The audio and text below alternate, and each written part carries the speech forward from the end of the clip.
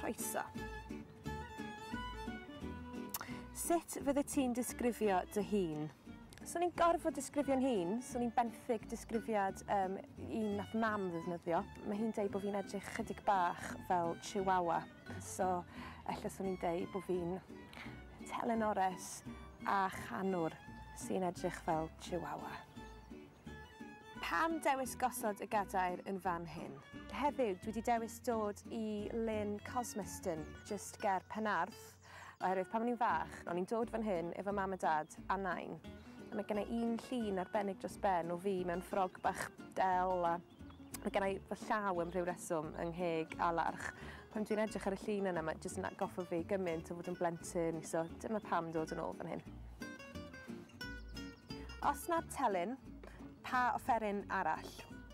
Pob offeryn mewn ffordd, achos mae'r delyn yn offeryn digon od a weithiau yn offeryn digon lletwyth. Pan o'n i'n fach, y clarinet o'n i eisiau chwarae yn ysgol, ond achos bod enw fi yn bell lawr ar y rhestr, achos bod fi'n Williams, ges i ddim cynnig clarinet achos oedd y Davises a'r Joneses i gyd wedi mynd ar clarinets i gyd. So, booby prize mewn ffordd oedd y delyn. Unrhyw ddiddordebau annisgwyl. Dwi wrth y modd efo adar, wrth y modd wedi gwirioni.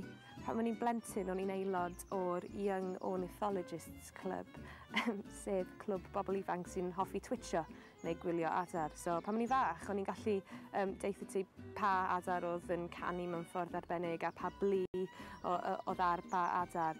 Ac mae gennau adar wedi llunio ar fy mraich, so dwi'n cael gweld yr adar bob dydd. Dyna di lefel yr obsesiwn. Cyn mynd, rho bwt o dy hoff gân werin. Dych chi eisiau fi ganu y cân werin? Reit. Mae'r haf bron iawn a dyfod, meddai'r eneth fechan glaf. A dwi wedyn ddim yn cofio'r geiriau, ond mae hi yn marw, dwi'n meddwl. Ond mae'n hyfryd.